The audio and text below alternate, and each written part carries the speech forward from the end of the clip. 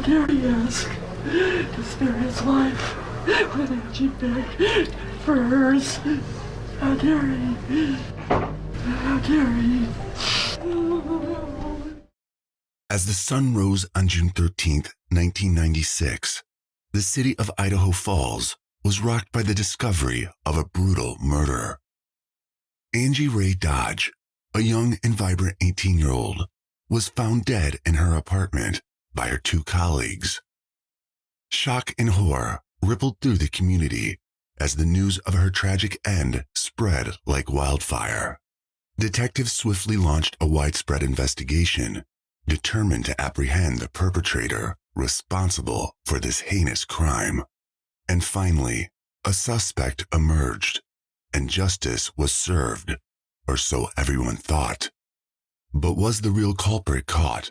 Was the case closed? Or was there more to the story that remained hidden for years? Hi friends, and welcome back to Mysterious Hook. Today, we are looking at a 23-year-old twisted cold case solved by DNA. But first, if you still haven't subscribed to our channel, please consider hitting the subscribe button and the bell icon below. So without any further ado, let's dive right into the mystery. Idaho Falls is a city located in the southeastern part of Idaho, USA, situated on the banks of the Snake River. It is known for its beautiful natural surroundings, including the nearby Yellowstone National Park and Grand Teton National Park. Idaho Falls is also home to a variety of attractions, such as the Museum of Idaho, the Idaho Falls Zoo, and the Idaho Falls Riverwalk. With a welcoming community, a small town feel, Idaho Falls is a great destination for those looking to experience the beauty and charm of Idaho. And here our story begins. Angie Ray Dodge came into the world on December 21st, 1977. She was the youngest of 4 children and the only daughter of Jack Roger Dodge and Carol Dodge. Angie was a force to be reckoned with from the very beginning, and those who knew her couldn't help but be struck by her intelligence, stubbornness, and no-nonsense attitude. As her best friend, Jessica Martinez, put it, she didn't put up with people's crap. As May of 1996 rolled around, Angie found herself at a crossroads. She was 18, fresh out of Idaho Falls School, and itching for independence. She was determined to start the next chapter of her life on her own terms. So during the 3rd week of the month, Angie packed her bags and moved out of her family home. She and her mother had also at some point disagreed over a house rule, and this had hastened Angie's decision to move out. Her new abode was a cozy apartment on the 2nd floor of a weathered building, located at 4441 Ice Street in Idaho Falls. Despite the inevitable challenges that come with living alone for the first time, Angie quickly settled into her new routine. By day, she worked at a beauty store in downtown Idaho Falls, where she charmed her customers with her friendly demeanor and impeccable makeup skills, and by night, she returned to her apartment, where she reveled in her newfound independence.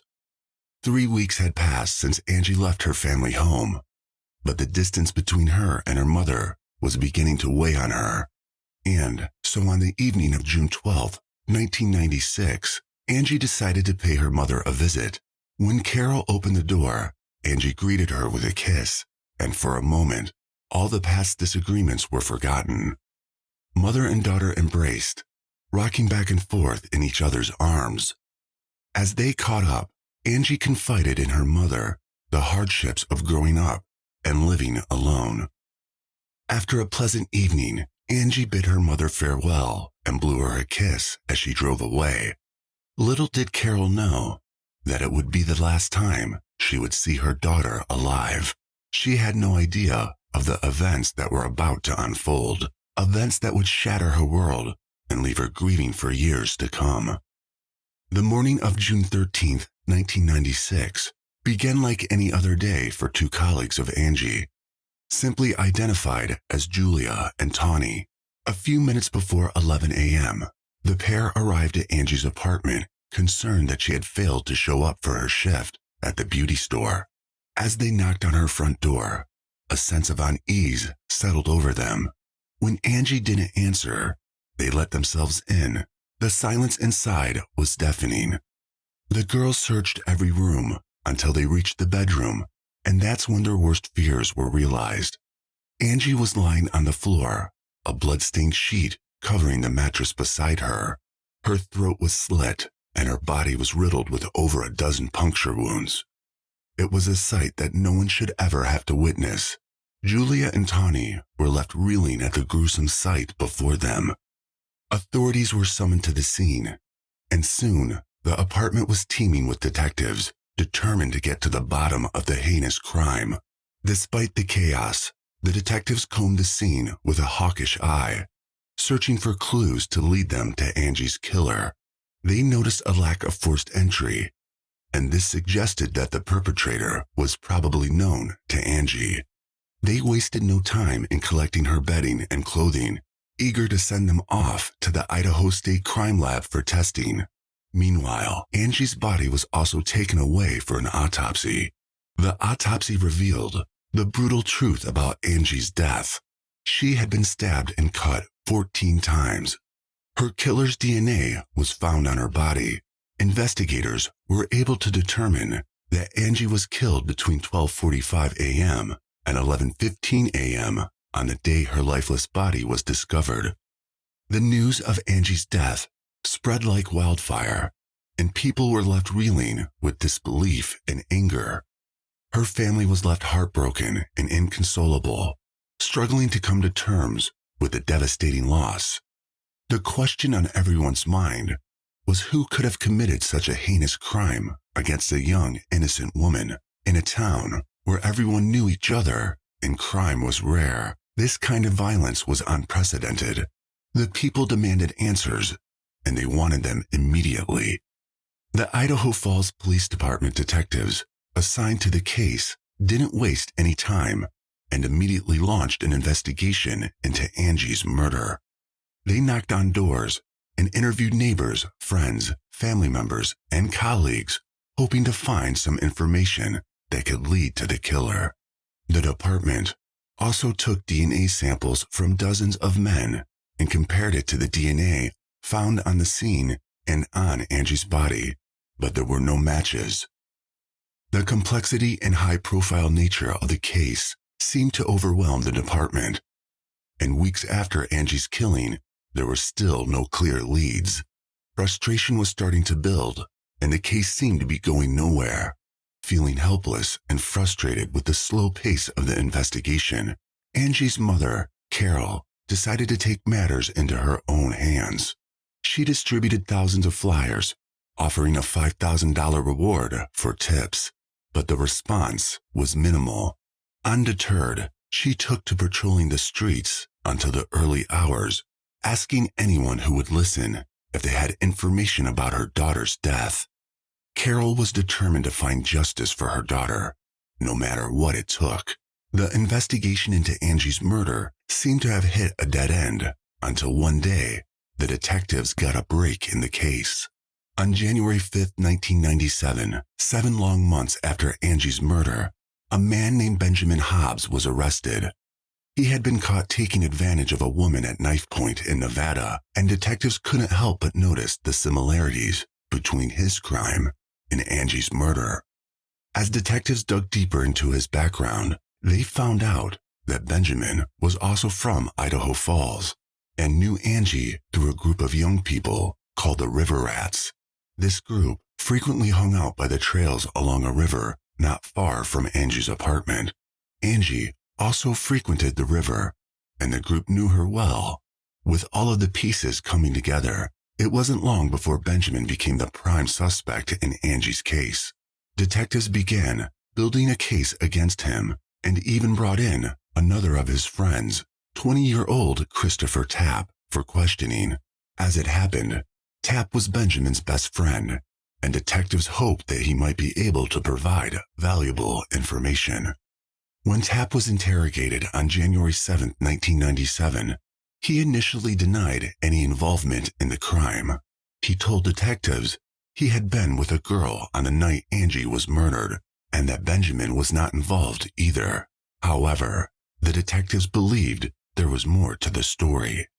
During his second interview, just a few days later on January 10, 1997, Tapp changed his story and admitted that Benjamin had killed Angie and had asked him to provide an alibi. The impression I got from him is you're like downstairs waiting for him. Maybe I was there, I just don't know. Who's with you? Tapp. But the detectives weren't satisfied. They pushed Tapp further, and on January 15, 1997, his story took yet another turn. This time, Tapp claimed that he had been with Benjamin when Angie was killed. Between January 15th and 17th, 1997, Tapp entered into a series of immunity agreements with prosecutors. He agreed to provide truthful information about the crime in return for a lesser charge of aiding and abetting an aggravated battery. But just when the detectives thought they had cracked the case, a new development surfaced. DNA tests had come back and confirmed that neither Benjamin nor Tapp was the source of the DNA found on Angie's body and clothes. The detectives were stumped, and it was at this point that Tapp came up with a new name, Jeremy Sargis, who was a friend of both Tapp and Benjamin. Tapp now accused both Benjamin and Jeremy of Angie's murder, saying they had taken advantage of her and killed her. It seemed like the case was getting even more complicated. As the investigation dragged on, Tapp's credibility was hanging by a thread. The authorities had used every tool at their disposal, from endless interrogations to multiple lie detector tests, and now they were running out of patience. On January 27th, the DNA results on Jeremy also came back negative, proving that he had no involvement in Angie's murder. This was a major setback for the prosecution, adding insult to injury. Sargis's alibi had checked out, leaving prosecutors with no one else to turn to. In a fit of rage, prosecutors voided Tapp's immunity agreement on January 29, 1997, accusing him of being untruthful. The pressure on Tapp was mounting, and he was running out of options. To make matters worse, Tapp was taken to the crime scene on the same day, but his lawyer refused to accompany him. After the visit, Tapp changed his story once again. In this version, Tapp claimed that he had held Angie down while Benjamin and another man named Mike committed the murder. Nobody except Tapp seemed to know who this Mike was. The new revelation left the detectives scrambling to piece together a coherent narrative. It wasn't until January 30th, 1997, during another lie detector test, that Tapp finally revealed his final version of what happened. He confessed to taking part in attacking Angie, but only because Benjamin had threatened to kill him. I know I'm there. How many times did you cut her? Just once. In a shocking turn of events, on February 3rd, 1997, Tapp was charged with first-degree murder and use of a deadly weapon in the commission of a felony. But what about Benjamin, the supposed ringleader of the crime? Despite being convicted of the unrelated Nevada crime, he was never charged in Angie's death. Meanwhile, Jeremy, who Tapp had previously accused of taking part in the crime, had been initially charged as an accessory. However, the charges were later dismissed, leaving Tapp to face the full brunt of the prosecution's case against him. The trial of Tapp began the following year in May 1998, and the courtroom was packed with reporters and spectators, all eager to witness the outcome of the highly publicized case. Tapp vehemently maintained his innocence throughout the proceedings. His lawyer also pointed out that the DNA test proved he wasn't the killer. In addition to this, the lawyer tried to have Tapp's confession thrown out, arguing that it was coerced, but the judge allowed it to be admitted as evidence. To further bolster their case, prosecutors brought in a surprise witness, a young woman named Destiny Osborne. She recounted being at a party a few days after Angie was killed and overheard Tapp and Benjamin talking about the crime. Carol, Angie's mother was a constant presence throughout the trial. She sat in the front row, listening intently to every piece of testimony. Her grief was palpable, and she was determined to see justice served. She hoped for the death penalty, believing that Tapp deserved to suffer for the pain he had inflicted on her daughter. As the trial came to a close, the jury's verdict was clear. Tapp was guilty. However, the judge decided to spare Tapp from the death penalty, instead sentencing him to 30 years to life in prison. Jury, for a verdict, unanimous, guilty. Despite this outcome, Carol, the mother of the victim, remained inconsolable. She glared at Tapp with disdain throughout the trial, and, as the verdict was announced, she stormed out of the courtroom in frustration.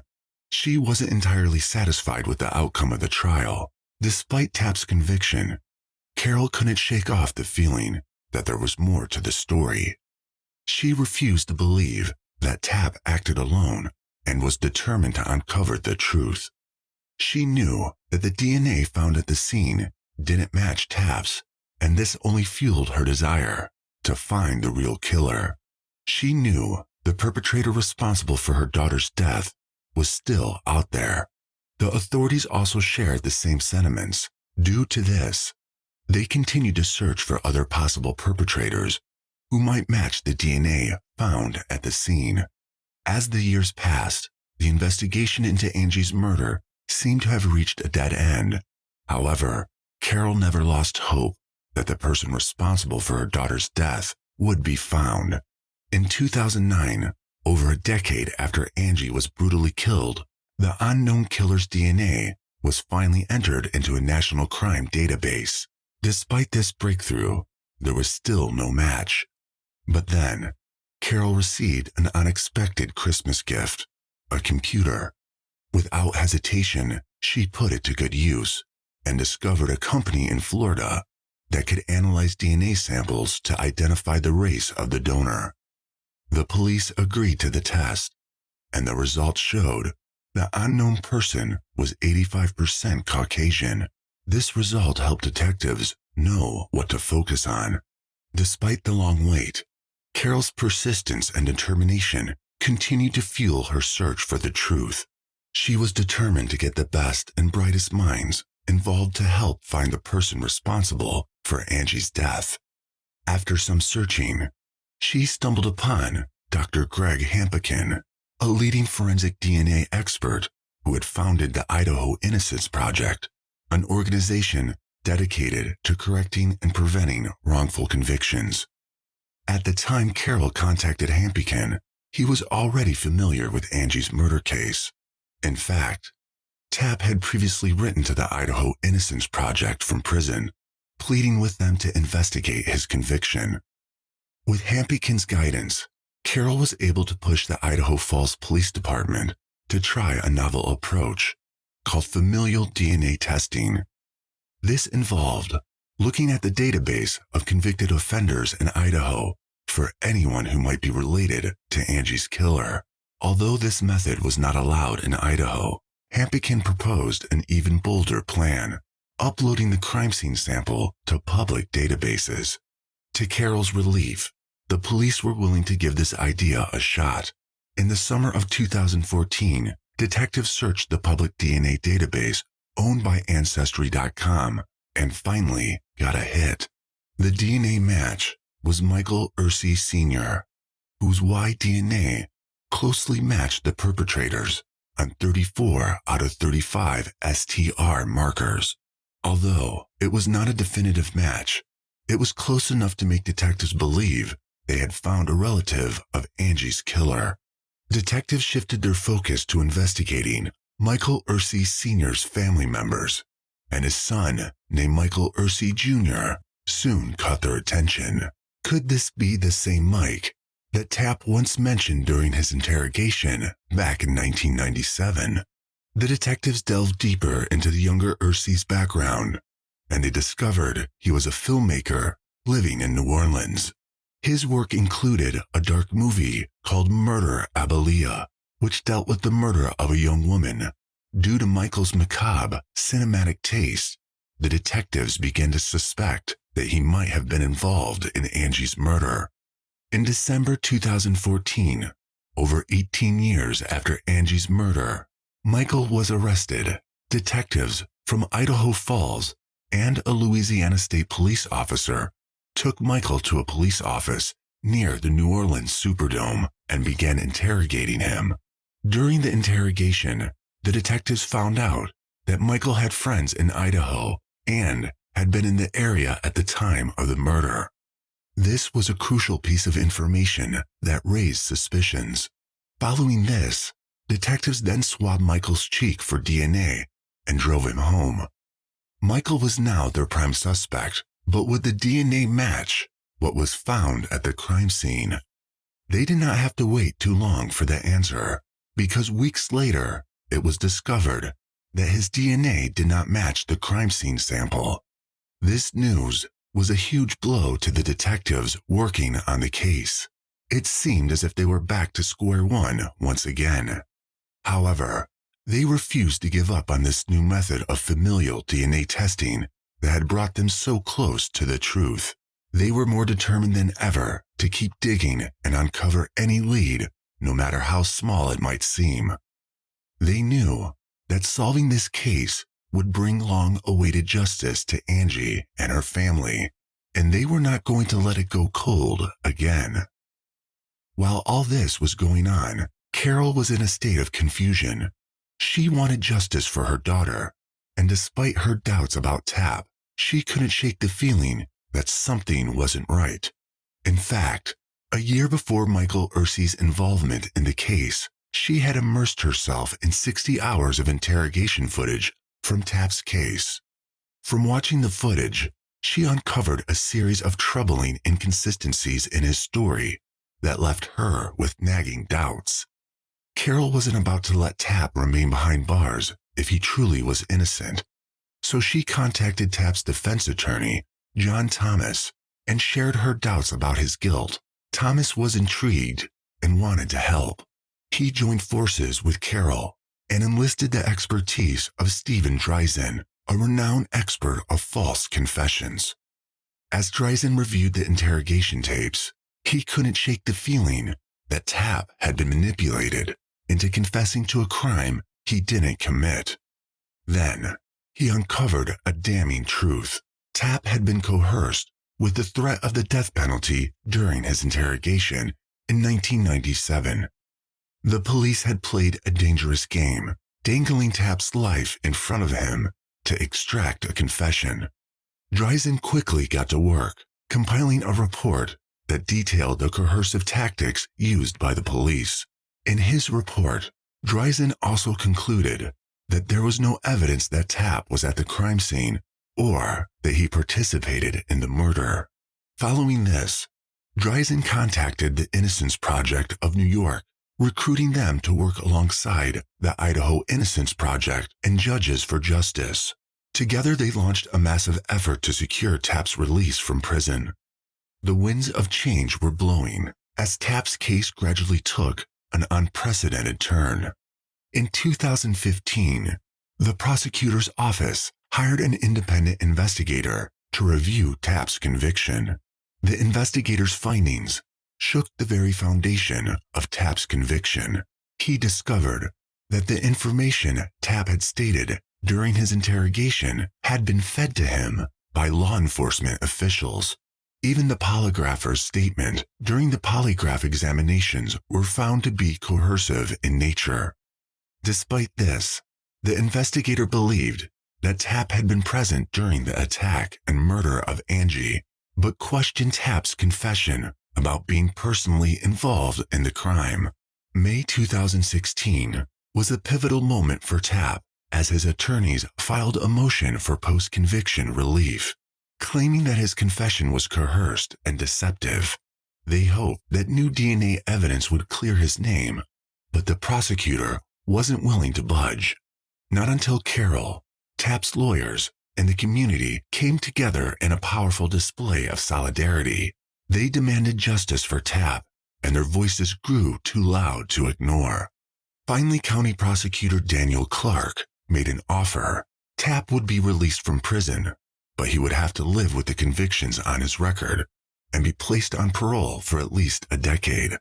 It was a tempting offer, but Tapp refused. He was determined to clear his name and prove his innocence, no matter the cost. After much deliberation, Tapp's defense attorney, John Thomas, was able to convince the prosecutor to agree to a new deal. This time, Tapp would be allowed to walk free after serving 20 years in prison. He would lose the abuse charge, but would keep the murder charge, and if the real killer was ever found, Tapp would be exonerated. It was a tough decision, but Tapp accepted the deal.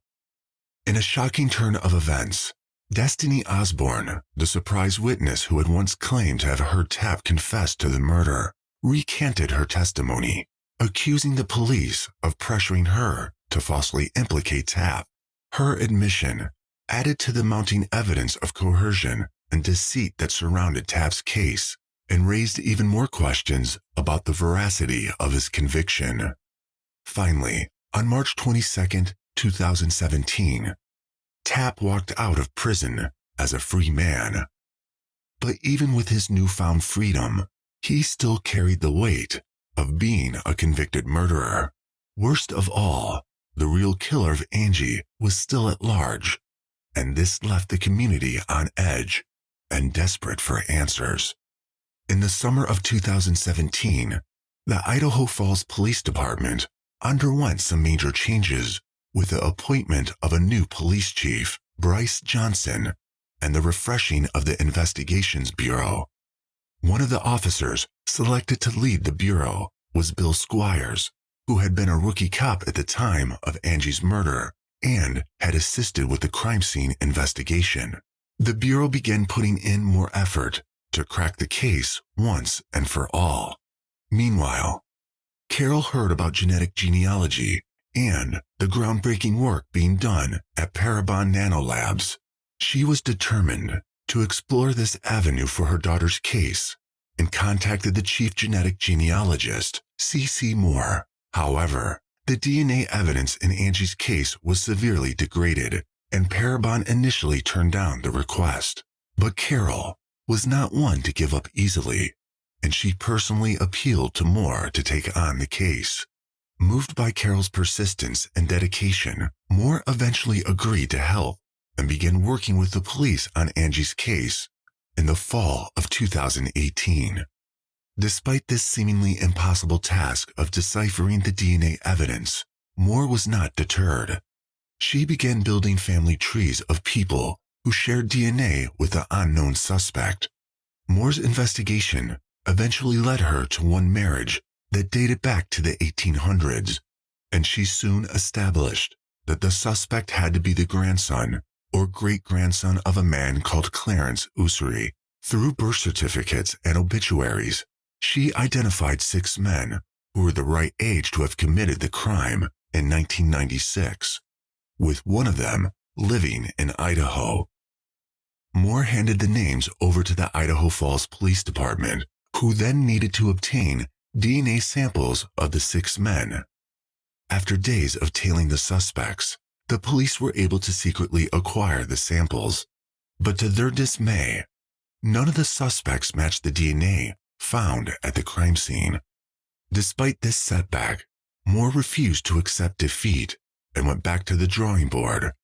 She had examined the family tree she had constructed, trying to identify any potential cracks in the genealogical branches. She knew that the tree may be incomplete, with missing branches due to marriages, divorces, and adoptions that were not documented. After days of painstaking research, she discovered a critical piece of information in an obituary that would lead to a breakthrough. The obituary revealed that a woman named Helen Darnell had a daughter named Linda Darnell, who was previously married to a member of the Ursey family named Philip. Following their divorce, Linda gave birth to a son named Brian Drips, who was raised with his stepfather's surname. And with this, Moore knew she had finally found the missing link to the family tree. When Moore shared Drips' name with the investigators on May 1, 2019, they were in disbelief, Not only did Dripps live in Idaho Falls at the time of the murder, but he resided right across the street from Angie's house. The police had even contacted him during their initial investigations, but had not noticed anything suspicious about him. It was clear that they had missed a vital piece of the puzzle. As they delved deeper, they discovered that Dripps had left Idaho Falls just 7 weeks after the murder. The timing was too coincidental, and it seemed like he was trying to cover his tracks. In May 2019, detectives journeyed to Caldwell, Idaho to investigate Dripps. They were eager to gather DNA evidence to confirm their suspicions. However, this task proved to be more challenging than they expected. In the first hour of watching him, Dripps carelessly tossed a cigarette butt out of his car window. An officer raced to retrieve it from the busy road, but it was lost among dozens of other cigarette butts. The police had to keep watching him for another 24 hours before they got another chance. Finally, on the afternoon of May 10th, 2019, detectives witnessed Dripps throwing another cigarette butt out of his car window. Once he had driven off, an undercover officer rushed into the busy road to retrieve it, while other officers blocked cars from injuring the detective. The cigarette butt was successfully recovered and immediately sent for testing. When the test results came back, the detectives were thrilled to learn that it was a match. Dripps was the killer. The case had finally been solved, and justice for Angie Dodge was within reach. On May 15th, 2019, the long-awaited breakthrough in the case occurred when 53-year-old Dripps was arrested and charged with her murder. In a police interrogation, Dripps was confronted with the DNA evidence and eventually admitted to the heinous crime. According to him, he had gone alone to Angie's apartment with the intention of taking advantage of her, but had not planned to kill her.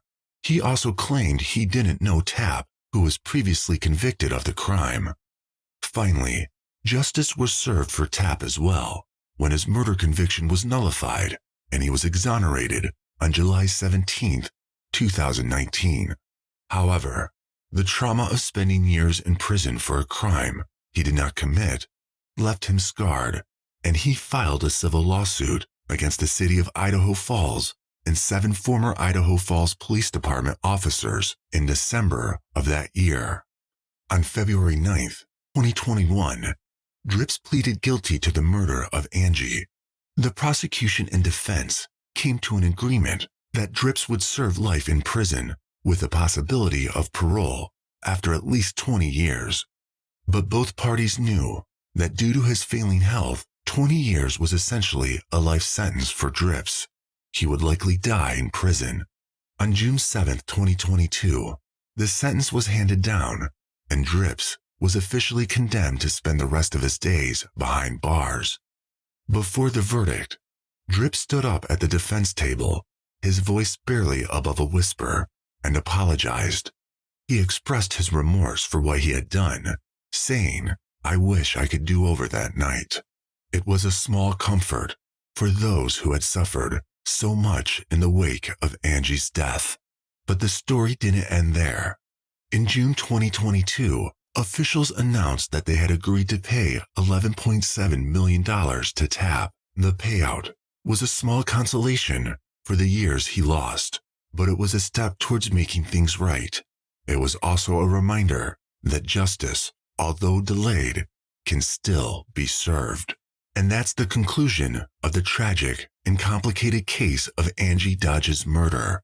From the initial arrest of Tapp to the eventual conviction of Dripps, this case had been marked by twists and turns, wrongful accusations, and long overdue justice.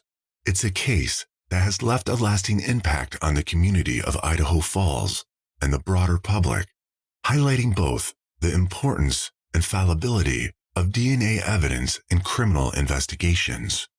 As we reflect on this case, we are left with a question: how can we continue to improve our justice system to ensure that the guilty are held accountable, while also preventing wrongful convictions that can cause so much harm?